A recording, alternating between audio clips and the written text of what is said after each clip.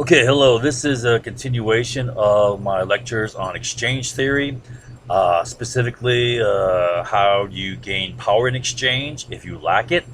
All right, and we're using the example of U.S. actions in the Middle East. And in the last lecture, we first did a quick review of the Iran coup. In 51, Prime Minister Mossadegh of Iran nationalized Iranian oil. And in response, the U.S. and British got together and overthrew the government in a coup.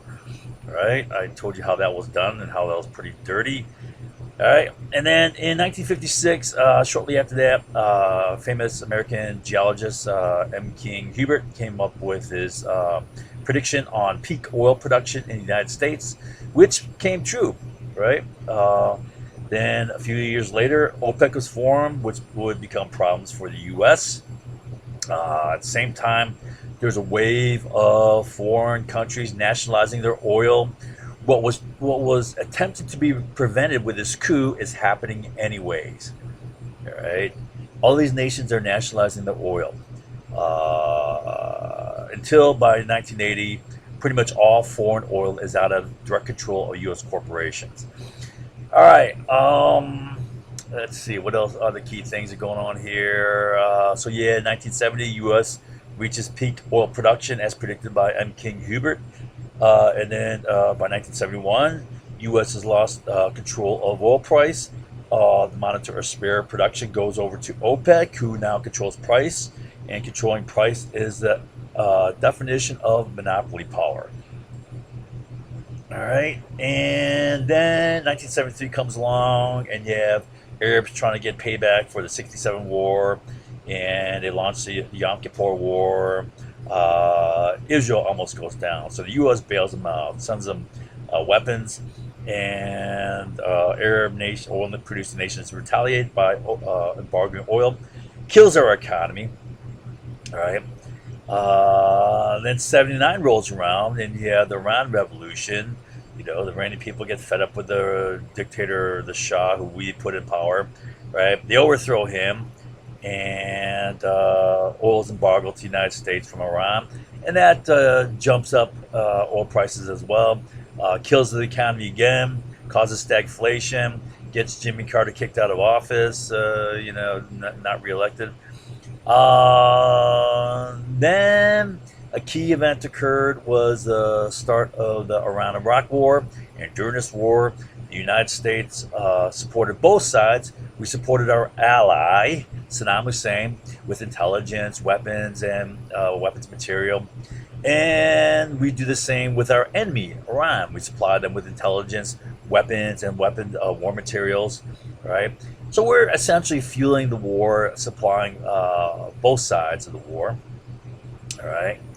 And in let's see, '85, we start directly supplying weapons to Iran with Iran Contra, key weapons, TOW anti-tank missiles, and Hawk mobile anti-aircraft missiles.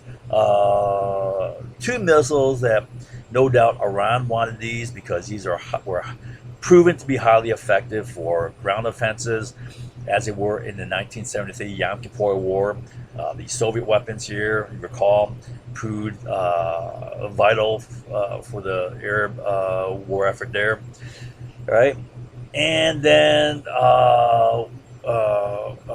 with those weapons and with intelligence help from the U.S., Iran launches a ground offensive that seizes Iraq's Fall Peninsula, which is highly strategic and their only access to the Persian Gulf, which also threatens Kuwait, because right now Iran is on the doorstep of Kuwait. Right? Then all the Iran Contra conspiracies made known. Everyone knows about the legal sale of weapons to Iran, right?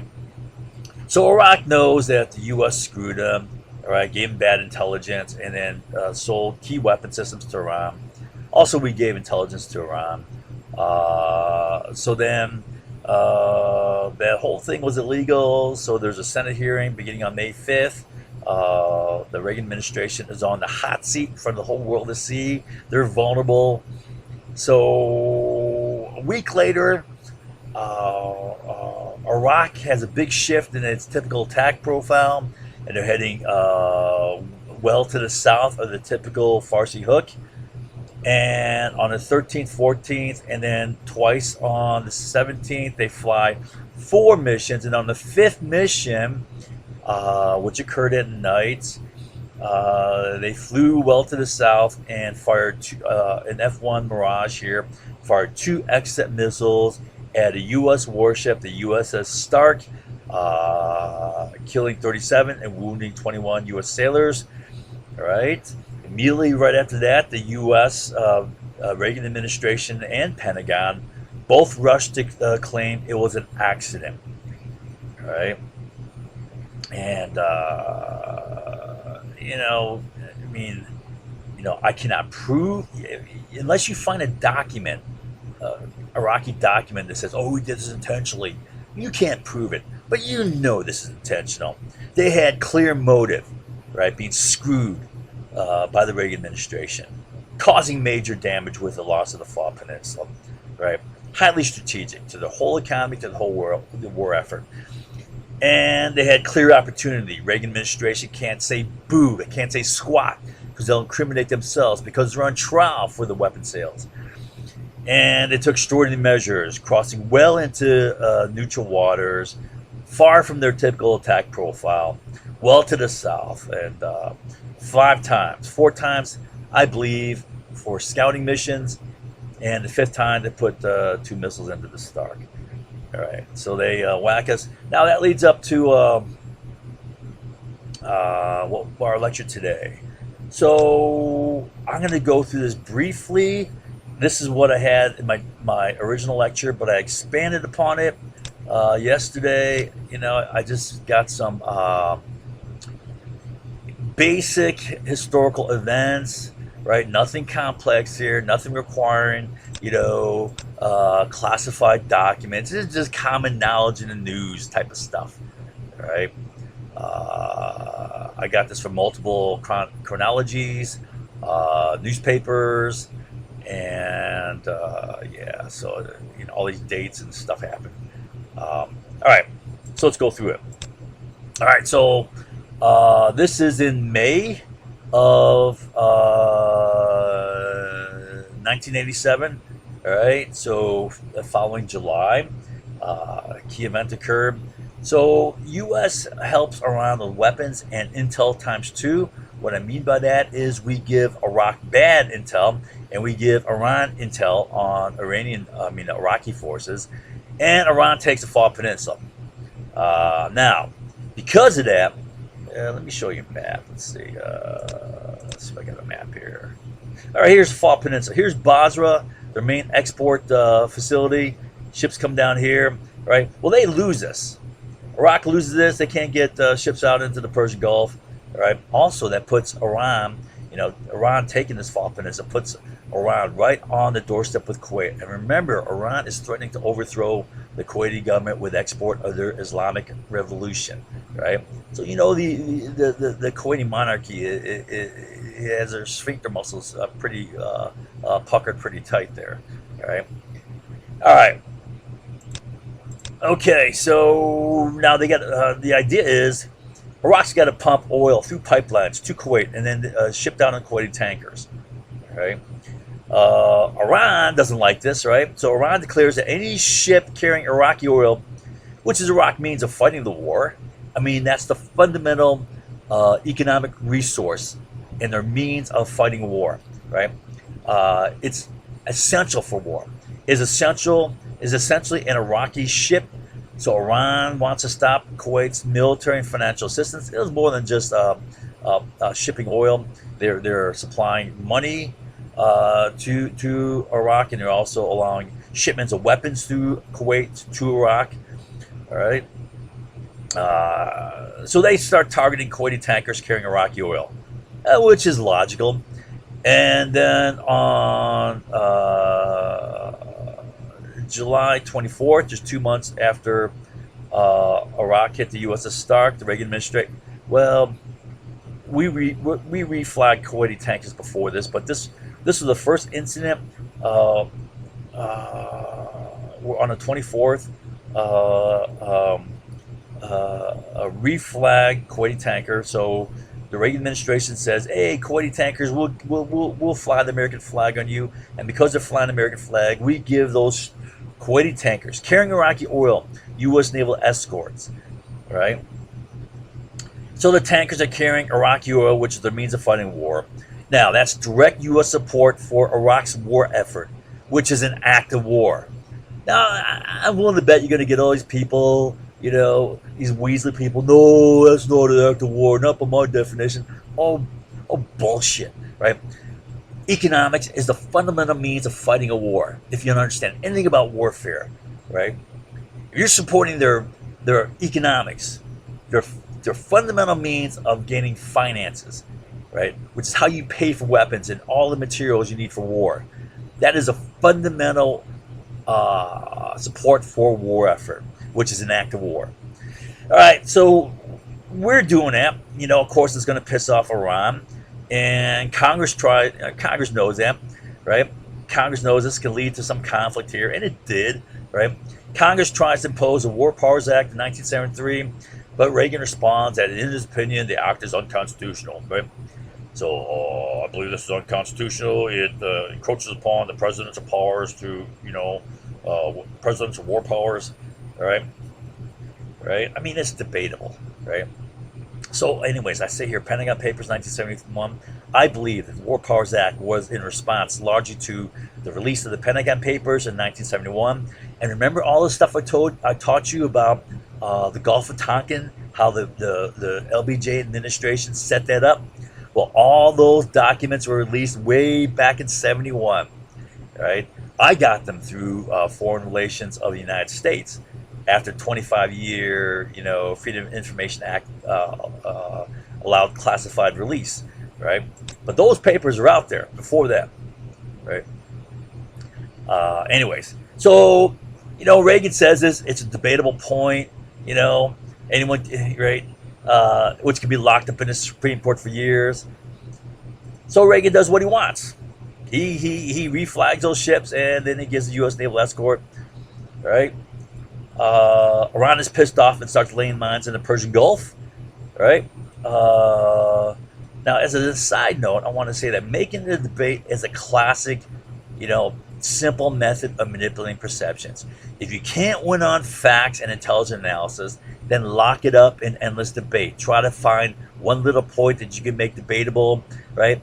And if people feel that the whole issue is debatable, right, they may know nothing, no facts in their head. But if they believe it's debatable, then they feel, justified in believing whatever they want to believe based on zero facts and zero intelligent analysis, right? And that's exactly what they're going to do, right? And it's like attacking credibility to inject doubt in people's minds. As soon as you inject any doubt, no matter how ridiculous and baseless, people think, oh, okay, I can reject that, right? They won't know a single fact and they'll reject it. All right, U.S. support for Iran. They take away the Fault Peninsula, increases threat to Kuwait, and it pushes Kuwait closer to the U.S. and seeking U.S. support. And they would in December, Oh no, they actually did in December of '86. They sought U.S. escort support and were escorting their ships. All right, so then in April of '88, U.S. warship Samuel B. Roberts hits an Iranian mine. Remember, Iran started laying mines in response to U.S. escorting of Kuwaiti tankers. A few days later, we launched retaliatory attacks. Operation Praying Mantis, sink several warships, shoot up an Iranian platform. I'll give you more details on this. So basically, you're escalating tension and conflict in the Persian Gulf between the U.S. and Iran. There were multiple engagements. We'll go through more in detail. And this was the setup for the background, which led to the Airbus shootdown. All right. In July, U.S. warship USS Vincennes mistakenly shoots down an Iranian passenger jet, killing 290 civilians on board. All right. I believe it was total fog of war. I don't blame the U.S. Navy sailors. All right. They're engaged by threatening Iranian speedboats that were firing upon U.S. helicopters. Right? They also had in the back of their mind USS Stark attack, Roberts, right? And previous engagements between Iran. We'll go through them, right? And they misidentified what's called identification friend or foe squawk from the aircraft as being an F-14. That's probably the big fog of war there, largely due to, the fear and stress in the midst of combat, right? So again, I don't blame the U.S. Navy. It's one of the unfortunate mistakes in war that happens in war. Just imagine yourself under life and death threat. You're pretty nervous, right? And that's going to cause mistakes. Anyways, but I'm sure it pissed off Middle Easterners, right? So let's take a broader examination. Okay. Right. Remember, here's a Stark. All right. Remember, Reagan administration claimed that was an accident. My ass. Right. So in this lecture, we're talking about escalating Persian Gulf conflict for the USA in 1987. That's all we're going to cover today. Real short and simple. All right. We reviewed last lecture, and going back, remember, Iraq invaded Iran back in September of 1980, starting an 8-year war with Iran, right? The Iran-Iraq War, which caused about 500,000 deaths, right? Pretty bloody war. Now, the U.S. supplies both sides in the war with weapons, war materials, and intelligence, starting shortly after the Reagan administration took office, right? So the U.S. is fueling the war, supplying both sides. And in 85-86, the Reagan administration directly supplies Iran, our enemy, with large amounts of TOW anti-tank missiles, 1,504, right? Leading up to the major Iranian offensive, which they took away the Fall Peninsula in February of 86, along with some Hawk anti-aircraft missiles. Now, we promised them 120, but only gave them 18, right? But we have been selling them Hawks, since the beginning of the war. The Reagan administration also provided Iraq false intelligence on Iranian army positions near the Shatt al-Arab waterway, and they provided Iran with intelligence on Iraqi forces. These proved vital in Iran's seizure of Iraq's Fall Peninsula, which is their means of exporting oil and importing food, sustaining their economy, right? Which means sustaining the war effort. Obviously, out of retaliation or deterrence to prevent U.S. from doing this again to Iraq, Iraq responds by attacking the USS Stark, killing 37 U.S. boys and wounding 21 others. The Reagan administration rushes to declare it's an accident to avoid responsibility, really to cover their own ass, because they're on trial for the sale of Iranian weapons. And this was either an accident or intentional, right? If it wasn't an accident, then it's intentional. If it's intentional, then there had to have been a motive, and that motive points directly back to the Reagan administration for selling the weapons to Iran. So they're going to be blamed for this, for the death of these boys, and they don't want that. So they rush to say it's an accident before any investigation. And that's the way it goes down in history. So, now, okay, the Reagan administration... Reagan administration rushed to declare it an accident to avoid responsibility for their actions which provoked the attack, but Iraq has motive, opportunity, and took extreme measures. All right, the Reagan administration has 4 bullshit cover stories for selling the weapons to Iran. 1, weapons for hostages. Now, I mean, I hope you remember this stuff, how crazy bullshit it was, right? There were 8 weapons transfers, 6 U.S. completions, fulfillment of the weapons sales, and 6 times they were screwed. Every time we completed weapons sale, we were screwed, right? And there only 3 hostages were released during the same period when we're selling weapons. 3 more were taken, and 2 hostages were killed during that period. I mean, that works just great. All right, funding for the Contras. Another bullshit cover story. Of all the money, of all the profits, only 23 0.6% got to the Contras. 3 times that amount remained with a privateer front company, the Enterprise. Right? Don't tell me they're trying to get money to the Contras. And then another cover story was Iraq was winning the war. This was totally and blatantly false since 1982. All right. And the last was more complicated. Soviets may get a foothold in Iran. Now I'm not going to go through all the various arguments here, but the simple one is, the Soviets were against. They're dedicated to fighting the Iran and the Islamic Revolution because Iran threatened export of the Islamic Revolution, and within the Soviet Union are many vulnerable territories. The Caucasus, which have broken away multiple times in the past, historically. Azerbaijan, which is a key source of oil and gas. Right? Turkmenistan, Tajikistan, Uzbekistan, and Kazakhstan. Big territories within the Soviet Union are all Muslim, vulnerable to Islamic Revolution. Now, once the illegal sale of weapons was found out, the Reagan administration conducted a massive lie campaign, right? I mean, lying every which way, right? And then also destroying, altering, and smuggling documents. The Senate Iran-Contra investigation report states that with all of the lies, with all the destruction of documents, all the alteration of documents, all the smuggling of documents, and with the death of Director of CIA William Casey, who appears to be, in my opinion, the kingpin of this, right? It may never be known what really went on and why the U.S. provided weapons, war materials, and intelligence to both sides, to Iran, both our Iraq and our enemy Iran. Now, I have no document proof for this. However, since all 4 cover stories are bullshit and there has to be a reason why we did this, I believe the real intention was to regain control of oil price. Remember, we lost control of oil price in 71, and that came to bite us bad in the 70s, both with the 1973 Arab oil embargo and then once again with the 79 Iranian Revolution.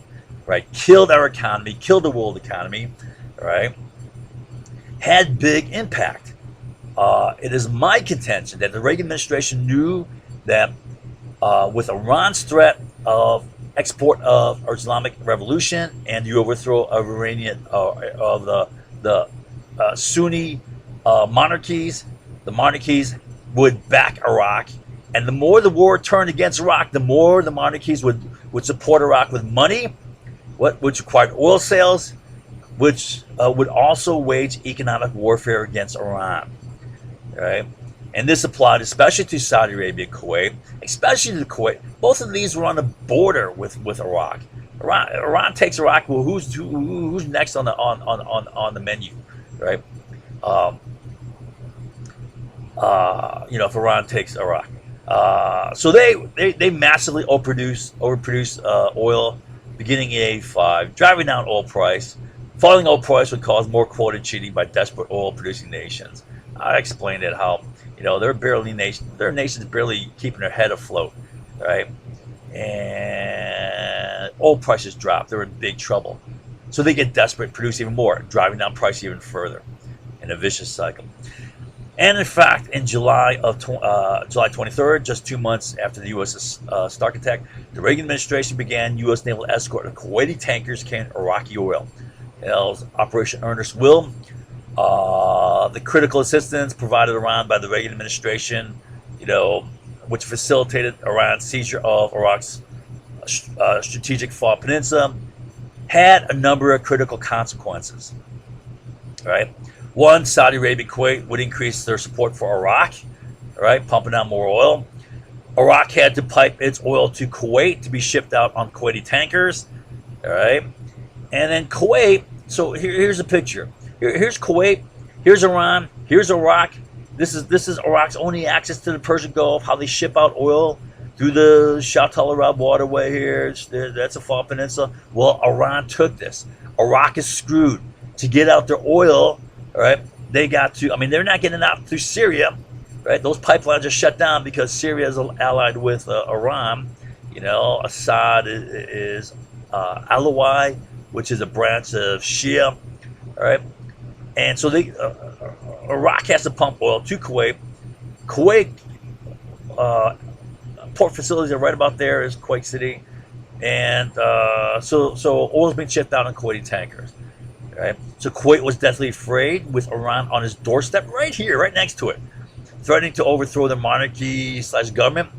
This will lead Kuwait to seek U.S. support, drawing Kuwait closer in relationship with the United States. The U.S. would lead Kuwait to. U.S. would give U.S. naval escort to Kuwaiti tankers carrying Iraqi oil, which is an act of war. And I give possible U.S. reasons for this. One is you want to protect the flow of oil out there, right? I mean that's obvious, right? That affects oil price. Protect that oil, right? And then also they said Iran deployed Silkworm missiles in the Straits of Hormuz. Straits of Hormuz, right? All right, but what is that? That's protecting that oil flow, right? All right. So these are one and the same. And then another one, was Kuwait was angered and distrusting of the U.S. a little bit because of the weapon sales to Iran. Kuwait was courting both, so Kuwait courted both U.S., Soviet, and Chinese protection for their tankers, right? And what they're doing was, so Kuwait threatened to have the Soviets reflag 5 of 11 tankers with the Soviet flag, and then they would give Soviet naval escort to those Kuwaiti tankers. Right? It turns out that all 11 of the tankers that the Kuwaiti want reflagged were reflagged with the U.S. flag and given U.S. naval escort. And also, Kuwait leased 3 Soviet tankers to carry Kuwaiti oil. So, I mean, I believe what's going on is this. I believe Kuwait's not trusting anyone here. They're trying to play the different angles. They're trying to play the Soviets off the U.S., right? One, to leverage the U.S. to get, say, hey, you're courting the Soviets to try to leverage the U.S. to get U.S. protection. And I also believe Kuwait, was saying, hey, we can't put all eggs in one basket. We can't trust one of these, right? Right? They can let us down. They can screw us. They can try to get leverage over us, right? So they're splitting, their protection amongst the 3. I don't think they got Chinese protection, right? China was selling Silkworm missiles to Iran, so that may have been an issue there. Sales to Iran. All right, but both U.S. and Soviets played, and that was possible. I think the big thing was protecting oil flow. This U.S. naval escort of Iraqi oil would bring direct U.S.-Iranian conflict that resulted in 8 military engagements, right? So I said this is a clear act of war. I mean, anyone with half a brain should know that. I mean, there's going to be people who want to lawyer this and say, oh, no, not in my opinion. In my opinion, based upon, historical precedent, whatever, They'll just make up some bullshit, right? Just basic logic. This is a clear act of war. It's fundamental support for Iraqi war effort, right? Leads to 8 military engagements between the U.S. Remember I said Congress said, oh, man, it's going to get us into some military conflict here. So they tried to impose the war power act to prevent the president from unilaterally bringing the nation into a possible war situation. All right? And so they tried to impose the War Powers Act, right? Reagan just ignored it. All right, and so it resulted in 8 military engagements between U.S. and Iran, including 3 U.S. operations, Prime Chance, Nimble Archer, and Prime Mantis. We'll cover these down here in a second. This direct U.S. protection of Kuwait, including U.S. military action against Iran, sinking half of Iran's navy. All right, yeah, we sunk half in pretty much in one day. No doubt gave much street credibility to the U.S. in the eyes of Kuwaitis, right? And I'm leading this to the next thing, right? I'm not telling you too much here, all right? I know because of that, people say, oh, I don't believe it. That's unreal. And they're going to attack here. You watch. right? Bunch of idiots. In November of 1989, Kuwait would trust and follow the CIA recommendation. I'll explain more about the background behind this. To continue overproducing oil, to drive down oil price, to hurt Iraq, which was burdened with war debt. So, I mean, after 8 years of war, uh, you know, Saddam Hussein, Iraq, they're up to their neck in debt. All right. And then Kuwaitis driving down oil price. I mean, you know, Saddam Hussein sees that as stealing out of his back pocket, right? So he's all pissed off at Iraq, at Kuwait. I mean, there's other things. I'll get into all the other reasons, but this is I believe the main one here. In order to pressure Iraq into an agreement on disputed Kuwait Iraqi border. So that's what. Hey, CIA said, and there's a document. Which says, hey, we should go along with the CIA recommendation, right? That we should continue overproducing oil, right? Use economic means to pressure Iraq into coming to agreement with our disputed border, right? We'll use a little leverage here, right? Force their hand a little bit, right? This would become Iraq's prime reason for invading Kuwait in 1990, resulting in the first Gulf War, which destroyed OPEC for nearly a decade. Next 9 years, OPEC was flat on his back, providing definitive proof that warfare among Middle East oil-producing nations is efficacious at bringing down oil price. I say definitive because there wasn't all these confounding other factors, right? Oil price was low already, and it brought it down even lower, right? Economies were stable, right? There wasn't a big recession during that time. In fact, this is the Clinton era. So the U.S. economy was doing just great. 1990s, post that George H.W. Bush short recession. Was it 91, 92? The first Gulf War would create bin Laden's reasons for attacking the United States on 9/11, starting the war on terror. Right? Yeah, I'll get to this. He had 6 main reasons, and each of these stemmed from the first Gulf War. Every single one of them was a product of the first Gulf War. We'll talk about that. Now, right now, people say, oh, I don't believe that. They don't know squat. They don't know what I'm talking about here. So it's, oh, unbelievable. No attack now. Well, you watch. I know the liars are going to attack here. Right? And then the Bush administration would then use the 9/11 attack to falsely justify the Iraq invasion war, starting yet another Middle East war, but one in which there were many more ways of making money, which will be examined in detail. Right? Again, right? Average person is not going to know anything. Man, I taught this already. You know, I know people don't retain anything. I taught this, exactly how they manipulated this, right? In great detail. All right.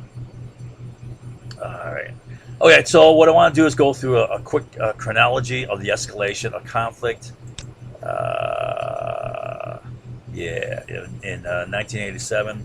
So remember, in '86, February and March, the Iranian offensive seizes Iraq's Fall Peninsula. So Iraq is screwed. They don't have access to the Persian Gulf, so they got to pipe oil to Kuwait, right? Who then ships it out in Kuwaiti tankers. Iranian capture of Fall also increased the threat of the fall of Basra and the rise of a Shia republic in the Shia-dominated southern Iraq. So this area is already Shia-dominated, all right? You know, Iraq is 60% Shia, and the remaining is mostly Sunni. Small percentage is the Kurds, all right? So Shia is a dominant population, and they dominate this area down here. Now, Kuwait is a Sunni monarchy. They're threatened with Iran. Iran is right on the doorstep, and they're threatening export of the Iranian Revolution, right? In a Shia-dominated area here, which Iran controls.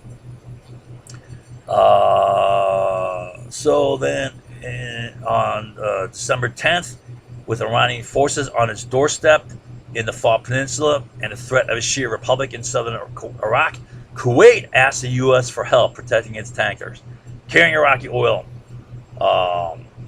from Iranian attack. Hey, protect us from Iran, right?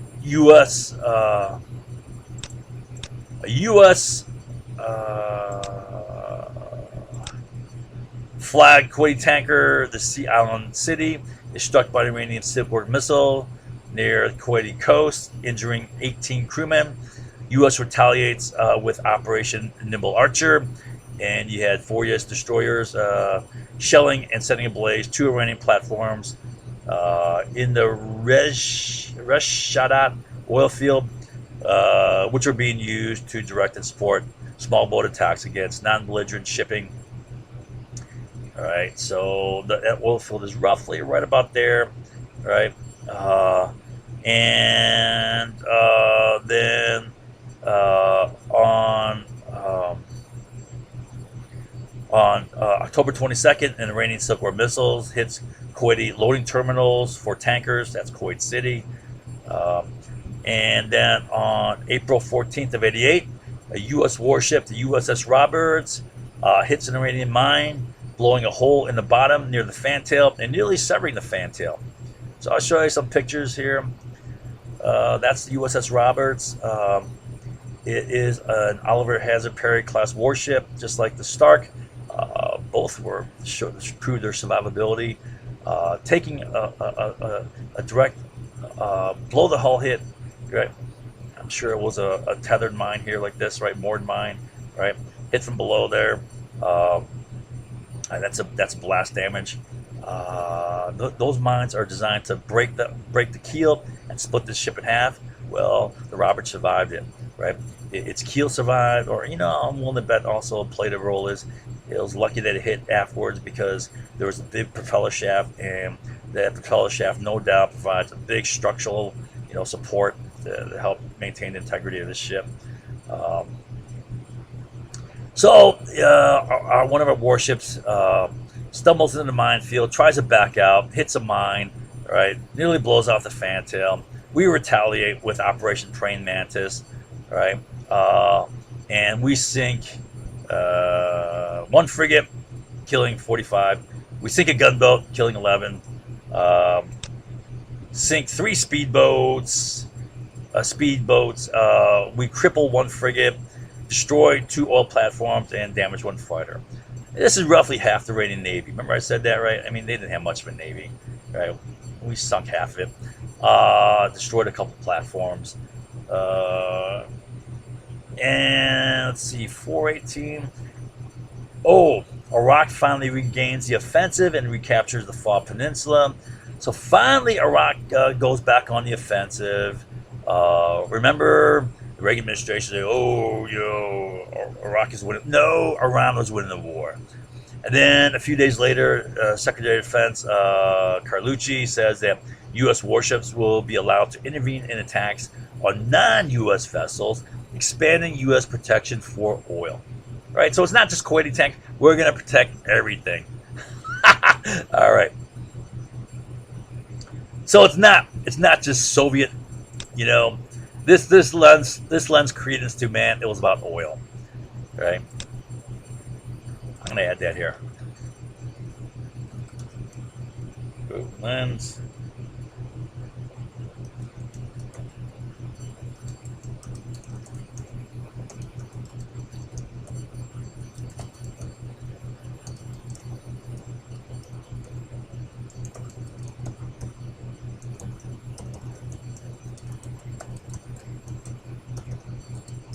Uh,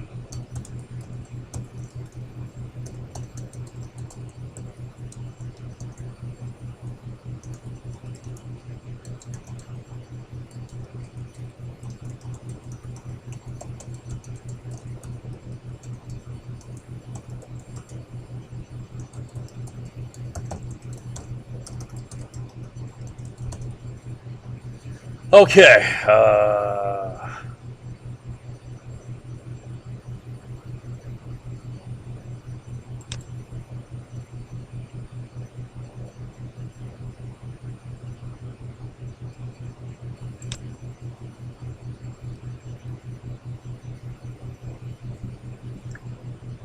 Okay.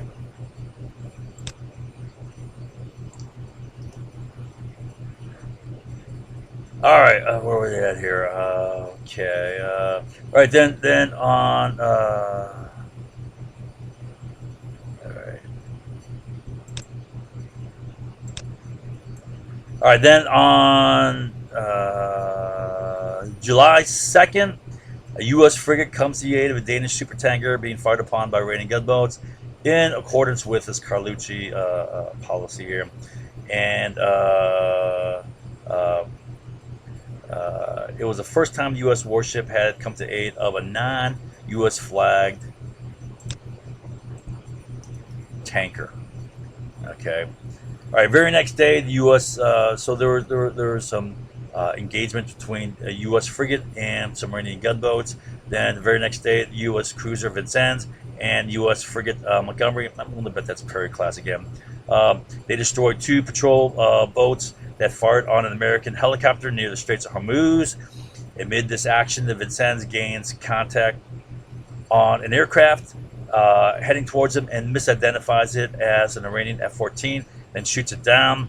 It is an Iranian Airbus A300 carrying 290 passengers. All are killed. Here's Operation Praying Mantis. Okay, yeah, stuff destroyed.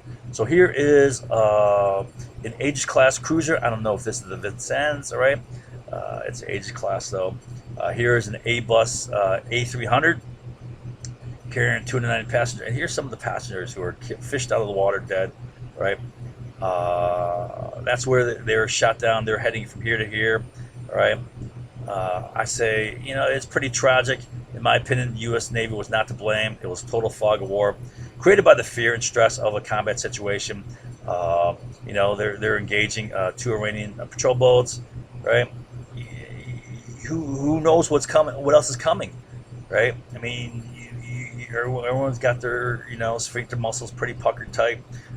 Plus, there have been repeated engagements, 9, not 8, 9 engagements, including this one. And finally, they also had the example of the Stark in their minds, and probably the Roberts too.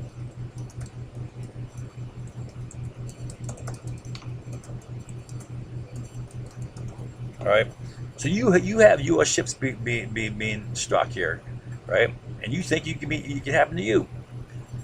All right, so they shot this down, and I don't blame the U.S. Navy people, but I'm sure they pissed off a lot of Middle Easterners and Arabs and Muslims around the world, right? So I say mistake due to fog of war arising from inter alia, among other things, repeated military engagements with Iran. I'm going to say 9. This is the 9th, right? All right, Iraq attack on the USS Stark.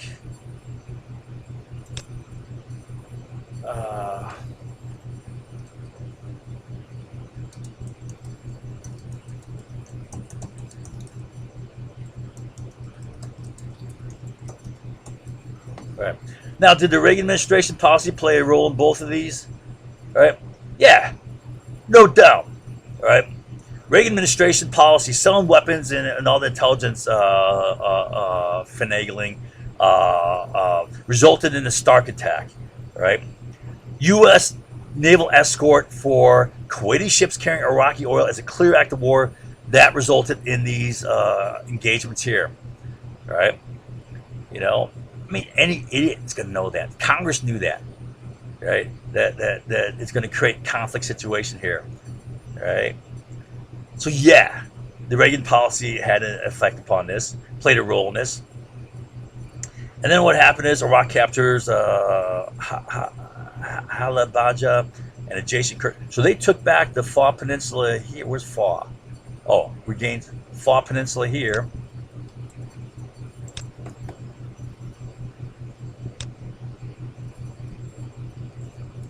Then they took back another territory here.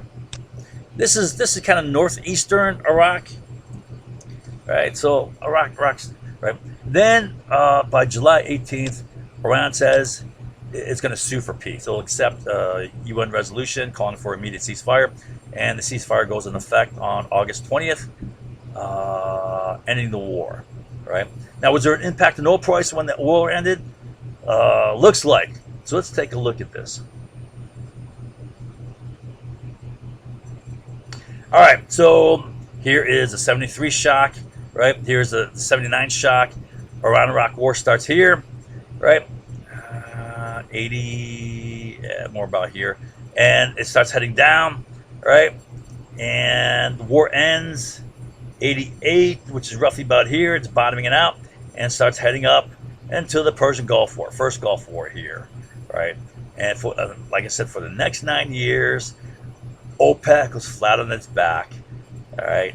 And oil prices were low already, but they're going down even further, all right? All right, so that's it for that. Not much to that. I know the most vulnerable part is not vulnerable because I'm gonna turn this around, shove it down their throats. If they're attacking this right here, they don't know what's coming. All right. Yeah, I expect it because people are just, they don't retain things, they don't know things, and they want to believe what they want to believe. They will believe what they want to believe. All right, so that's it for that.